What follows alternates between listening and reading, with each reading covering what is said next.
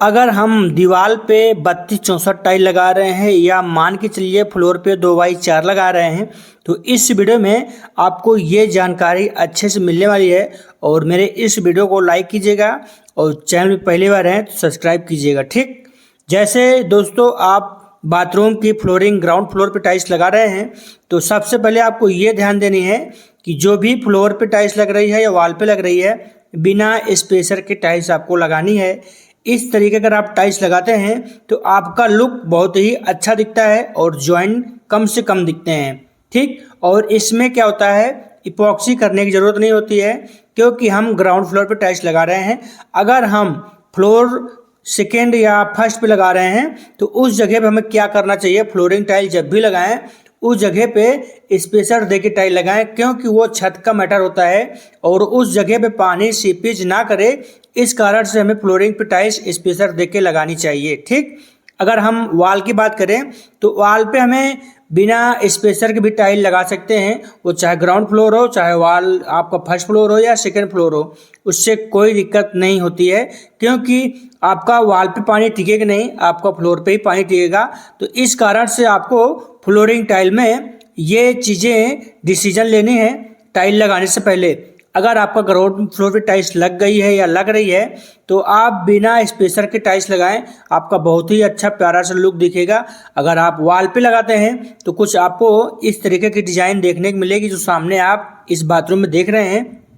इसमें zero chipping यानी paper joint पे टाइल्स को सारी फिटिंग कर रखी हुई है। और ये जो टाइल्स है दोस्तों बाथरूम में लगी हुई है, ये विट्रीफाइड स्टोन टाइल्स है। आपको बाथरूम की कहीं भी कोई भी दीवार हो या फ्लोर हो, कहीं भी किसी भी जगह पे सिरामिक टाइल्स नहीं लगानी है। उसमें दिक्कतें ये आती है कि वो पानी ऑब्जॉर्ब करती है और गंदगी भी खींचती है और बाद में क्या दिक्कतें आती है, उसको क्लीन करने में बहुत दिक्कत होती है।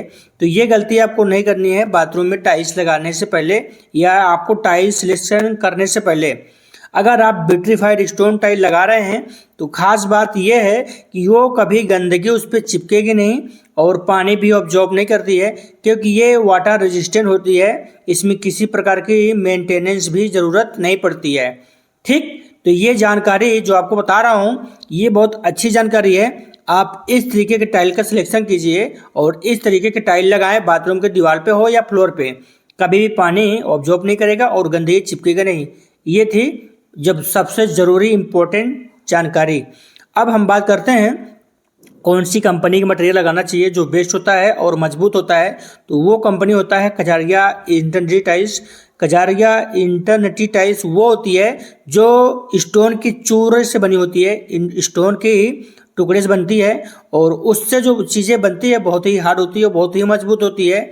इस कारण से भी मिस्त्री लोग भी कहते हैं कि कजारिया कंपनी की टाइल बहुत हार्ड होती है, कटिंग करने में दिक्कत आती है। ठीक, अब हम बात करने वाले हैं वॉशिंग जो बेसिंग काउंटर टॉप होती है उसमें आपको क्या सिलेक्शन करनी है। ये भी आपके लिए अच्छी जानकारी है।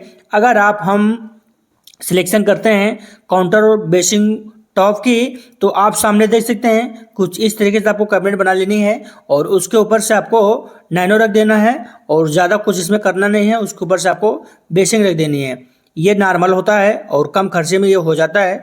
और जो भी दीवार के टाइल्स दोस्तों आप लगा रहे होते हैं उसमें आपको फ्री जॉइंट पे लगानी है और साथ ही साथ आपको दोस्तों बड़े साइज के लिए आपको केमिकल से टाइल्स लगानी चाहिए क्योंकि विट्रीफाइड स्टोन टाइल्स में सीमेंट अच्छे तरीके से पकड़ नहीं बनाती है और अगर लगा भी देते हैं तो उसमें तरावट नहीं हो पाती है और बाद में क्या होती है, जैसे जैसे सीमेंट उसमें पकड़ बनाती है वैसे वैसे सीमेंट क्रैक होना चालू होती है और फिर बाद में क्या होता है, टाइल्स निकल के बाहर आने लगती है और साउंड हॉलो साउंड भी आने लगता है।